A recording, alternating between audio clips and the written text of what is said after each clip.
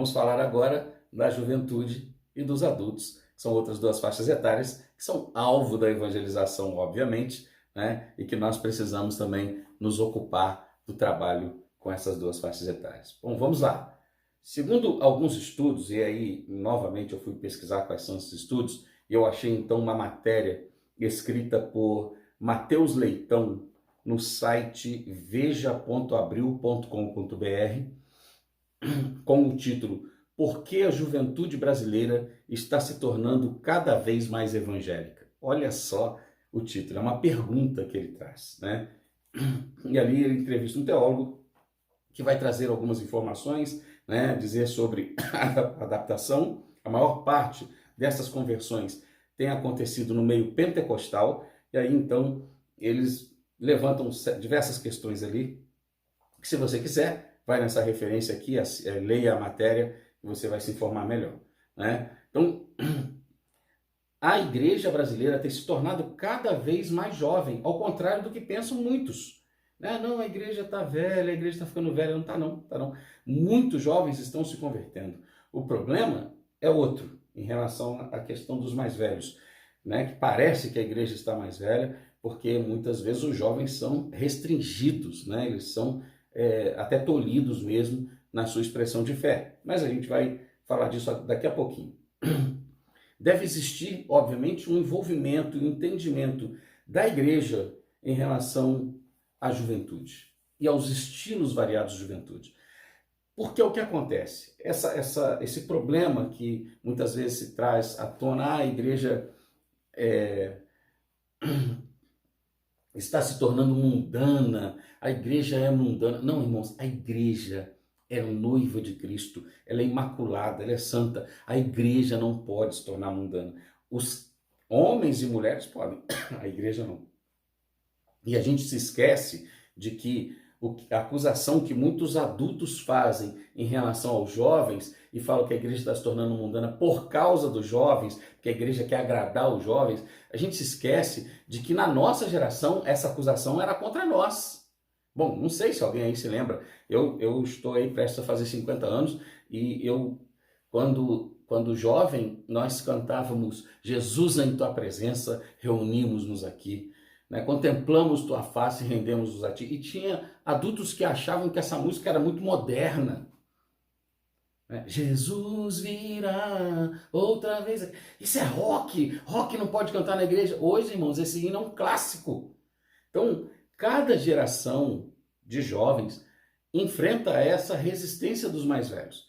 Só que os mais velhos, que são inteligentes, que são contextualizados, eles não estão preocupados com que estilo musical é especificamente, mas qual o conteúdo da mensagem que a música traz.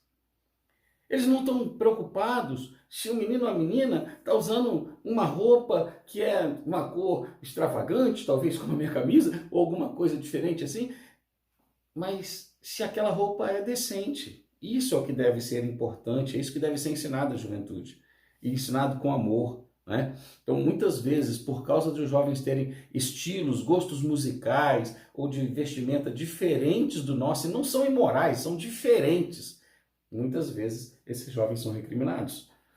Isso pode impedir um tanto o trabalho da igreja, né? O trabalho da evangelização, não da igreja, da evangelização, ou mesmo dificultar. Contudo, o doce Espírito Santo, o Senhor Espírito Santo, está salvando os jovens de maneira tal que a revista Veja se preocupou em escrever uma matéria sobre isso. Então é importante nós termos isso em mente. Né? O apóstolo João, quando ele escreve aos jovens da igreja na Ásia Menor, ele diz, olha jovens, eu vos escrevi porque vocês são fortes. E qual é a razão da força daqueles jovens que o apóstolo João declara ali? E a palavra de Deus permanece em vocês. O que faz jovens fortes é a palavra de Deus. A palavra de Deus é que faz os jovens serem fortes e vencerem o maligno. Então, o fator fundamental nesse texto é exatamente o ensino de que para vencer o maligno, a palavra de Deus precisa estar em nós. Nesse caso aqui, nos jovens, né? Enraizada no coração. É isso que torna os jovens fortes. palavra de Deus enraizada no coração, palavra de Deus firmada no seu coração, e a igreja então deve se voltar para isso. O missionário que está no campo deve se preocupar com isso, alimentar os jovens com a palavra de Deus, levar aos jovens essa santa, perfeita e agradável vontade e palavra de Deus, para que os jovens possam conhecer Jesus com uma base, né? Uma base fundamentada na palavra de Deus. Nós recebemos uma juventude forte na igreja quando a palavra é transmitida e enraizada nos seus corações. E essa juventude, então, ela quer trabalhar, ela quer se dedicar à obra do Senhor, né, para o reino de Deus, e muito mais do que se ocupar com ritualismos religiosos ou qualquer outra coisa desses tipos. Então, nós precisamos sim nos voltar e investir em favor, né, da vida dos nossos jovens, olhando a questão da ordem, da decência, do amor, e tudo isso, mas sem a recriminação porque eles são diferentes ou porque o estilo de música deles é diferente. A tarefa missionária demanda essa sensibilidade daqueles que estão ao campo ou no campo fazendo esse trabalho. Então é preciso que um missionário e uma missionária sejam capacitados biblicamente. Porque eu só posso enraizar alguém na palavra se eu mesmo estou. Eu só posso levar a palavra para esses meninos, para essas meninas e fortalecê-los na palavra se eu estou fortalecido. Porque eu só posso dar o que eu tenho, né? Eu não posso dar o que eu não tenho. Então, trazer para nós esses jovens, ganhá-los para que sejam verdadeiros filhos na fé, para que eles gostem de nós.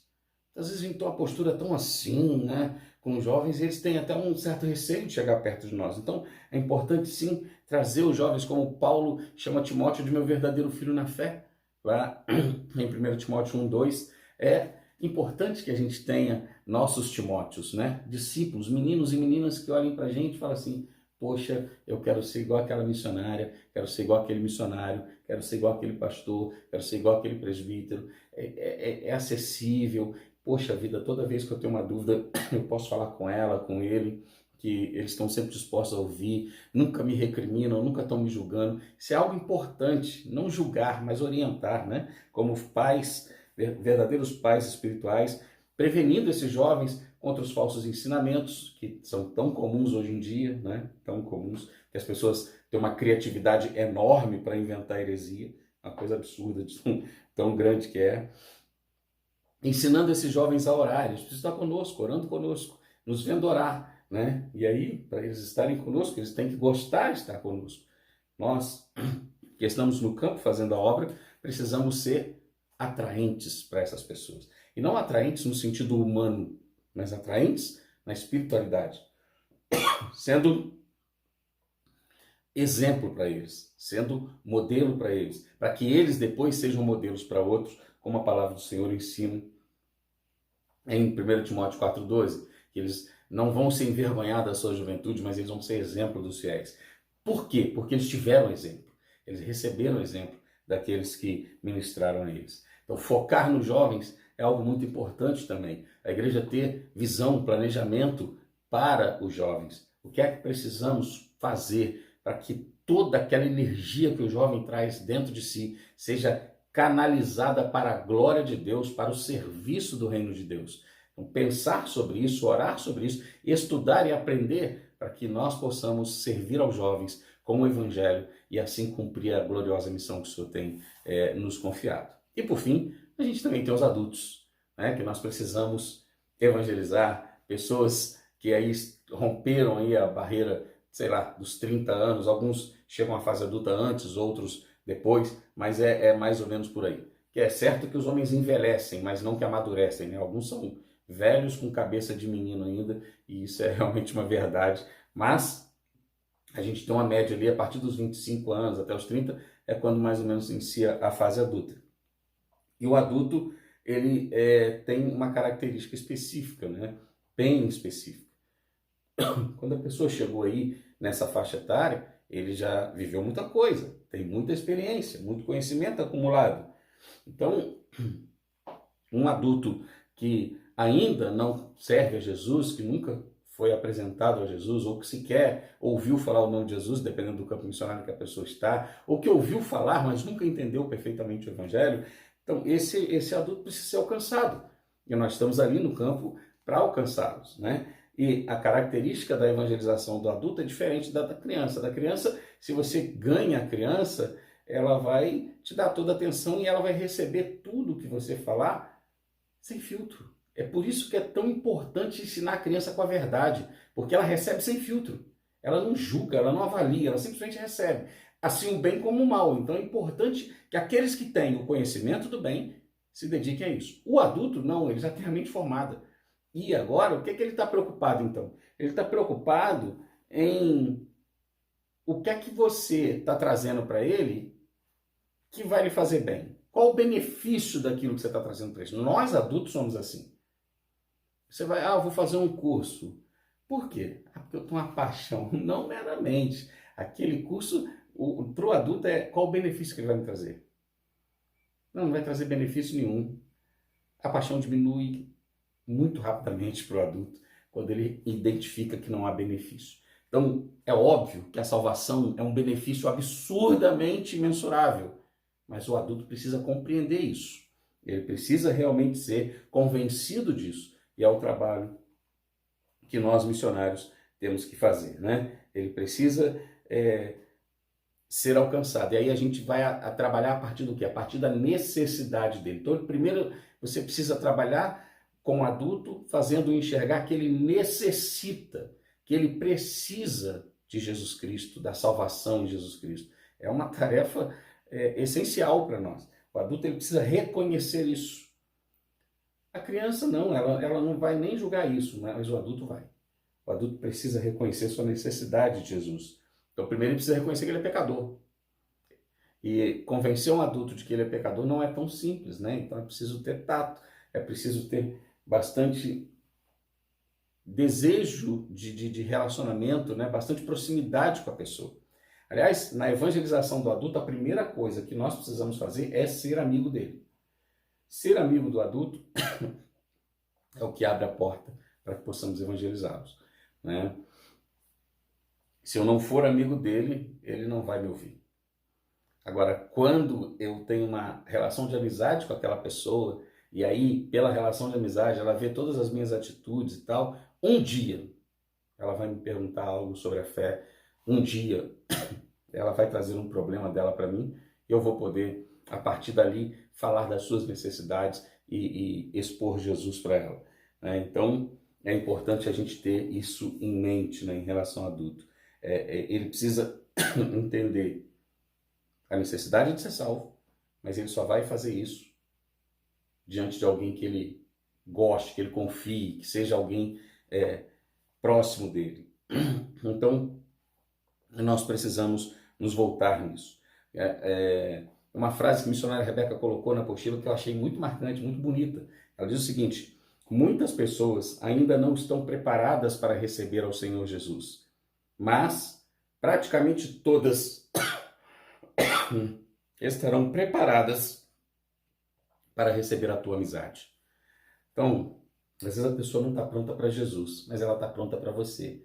Se você se mostrar amigo, amiga, né, no seu relacionamento comunitário ali com as pessoas e tudo, elas vão te receber. E aí, recebendo você, elas podem receber Jesus também.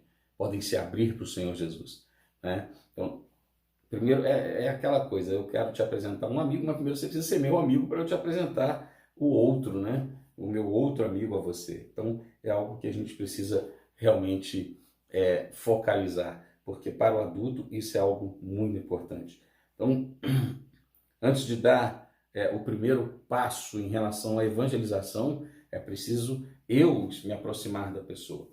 Um exemplo disso se encontra lá no Evangelho de João, no capítulo 4, Jesus com a samaritana. Jesus chegou pedindo água. Ele começou uma conversa com ela. E a partir daquela conversa, quando ela já estava aberta, né, ao Senhor, então ele começou a falar do plano de salvação da vida dela. Mas primeiro ele começou com uma coisa corriqueira. Era a beirada de um poço e ele queria água. Então ele lhe pediu água. É exatamente assim. A gente começa a falar com sobre alguma questão com a pessoa, alguma coisa simples, se aproxima e tal, e assim a gente vai desenvolvendo uma amizade, uma conversa e tudo, e de repente uma oportunidade se abre para nós. Jesus fez isso com aquela mulher, e a partir daquela simples conversa, ela se tornou a primeira missionária entre os samaritanos. Mas veja, Jesus não foi logo com o discurso da conversão. Ele primeiro ganhou a atenção e a amizade dela. Com adultos é assim que funciona. É igual, grosso modo, tá, gente? Entenda, em Cristo Jesus, é igual a pessoa querer vender para o adulto, né? Ela quer te mostrar que você precisa daquele produto. Ela quer te convencer que você precisa daquele produto, para depois você comprar. E tem gente que é tão boa nisso, que às vezes a gente compra coisa, e depois que a gente chega em casa, a gente olha assim, onde que eu vou colocar isso? Mas naquele momento lá, a pessoa te convenceu. Porque ela foi solícita, ela foi aberta para você.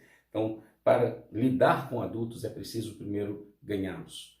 Ele já tem um conhecimento prévio da vida, ele já tem experiências da vida, então ele precisa entender que há um benefício em estar junto com você, que você vai suprir uma necessidade dele, e a partir disso, então, ele vai se abrindo para você, não é verdade?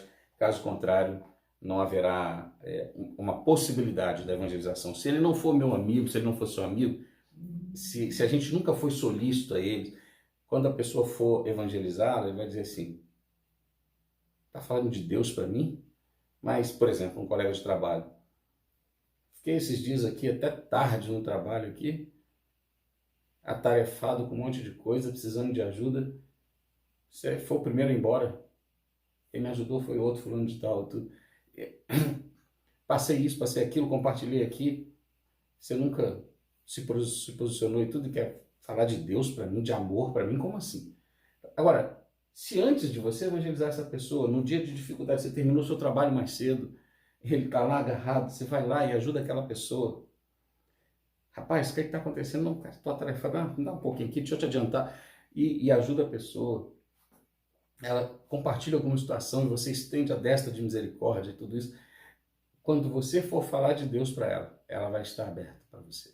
Por quê? Porque você é uma pessoa que atende necessidades, você é uma pessoa que está presente, que realmente se importa. Isso para um adulto é fundamental. Bom, em suma é isso aí. Nós precisamos estar atentos a todas as faixas etárias, entender as características de cada uma delas. É óbvio, eu fui bastante sucinto em relação ao tema, é importante que a gente tenha uma visão ainda mais ampliada, mas a ideia é exatamente essa, que a gente possa, a partir deste material, nos aprofundar, buscar leituras para que a gente possa, cada dia mais, servir o Senhor com graça. Que o Senhor te abençoe, que o Senhor te abençoe durante todo esse curso, nas próximas disciplinas que terão aí, e que sejam momentos de crescimento para a glória do nome do Senhor em sua vida. Amém? Deus te abençoe.